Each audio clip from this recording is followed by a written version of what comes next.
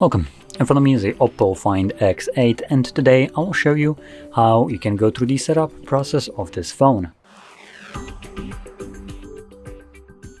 So when you boot it up for the first time, you will be presented with the same hello screen, and click on the arrow, find your desired language from the list, and then click on next. Here you can choose your region, which is completely irrelevant, though whatever you choose, I wouldn't select United States.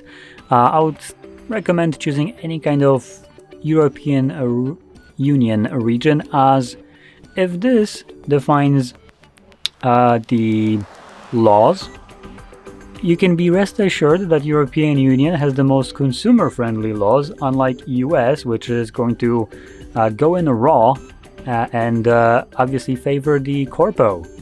So select European Union countries like, for instance, Poland or anything else. Anyway, moving on, we have legal information, so user agreement and user privacy policy. You can tap on view details to read exactly what you're agreeing to, but click on next to go further. I want to point out we actually haven't agreed to any of these. We just selected next, just a little fun thing. Anyway, next we have a setup using another device, so this would allow you to basically move over things like contacts, applications, and so on from your old device. This is, if I remember correctly, going to use Google account, so whatever is associated with Google account will be transferred over. Anything outside of that will not. Next we have connect to Wi-Fi. This step is completely optional and you don't need to do so. If you want to, you can skip it. Now keep in mind, if you choose to skip Wi-Fi connection and not insert a SIM card, your device will have no network connection, and also because of that, throughout the setup process you won't be able to log into Google account, have the automatically set date and time, and do things like restore your backup, and there was something else. Anyway, sticking with the current page, we have unlocking method. So we have password, which includes PIN, pattern, or password, fingerprint, and face recognition. Now, if you're planning to use any of these two, both or just one of those, you will always be required to select a physical way of unlocking the device, because biometrics, which are these two, are not 100% reliable.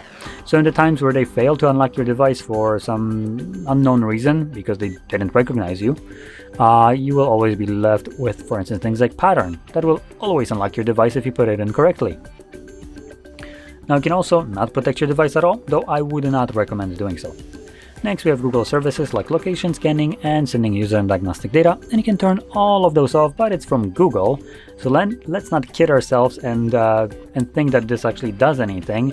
If it did, then corporations wouldn't be in class action lawsuits left and right, and the lawyers winning if these toggles actually did something. Moving on, we're getting your phone ready, which then presents us with the recommended services like auto update overnight, global search, auto update system applications, market or app market, lock screen manager. I would probably recommend removing this one. What this is, it's basically a random wallpapers that will show up on your lock screen every time you press your power button. It will cycle to a different wallpaper of their choice, and some of those wallpapers are not anything good, so you probably want to turn that off. You have things like live alerts. Live alerts are, if I'm correct, the things that you get like notifications or messages about, for instance, like dangerous weathers and stuff like that. I live in Poland. The most dangerous weather we can have here is strong wind. Anyway, moving on, we have context aware, some network crap. I'm looking for one last thing. We have something new, AI service engine. That sounds kind of annoying. Quick connect. Another thing here, we have the quick connect now. This refers to NFC and Bluetooth, and if I'm correct, this also refers to if you ever take public transportations, you get these pop-ups at the bottom of your screen to connect to, for instance, some JBL headphones or earbuds, or some Sony XM 1000s or whatever. Personally, I find this very annoying. I can just connect my Bluetooth device once and do it manually instead of having the pop-up.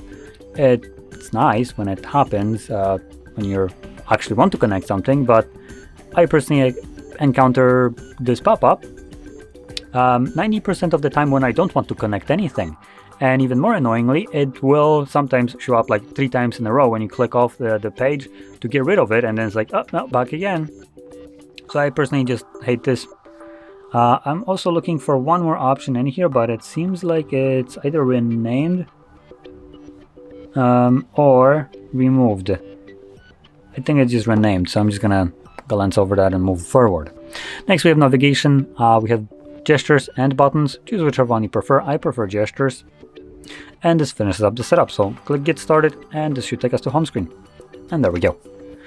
Now, with that being said, hopefully you found this very helpful, and if you did, don't forget to hit like, subscribe, and thanks for watching.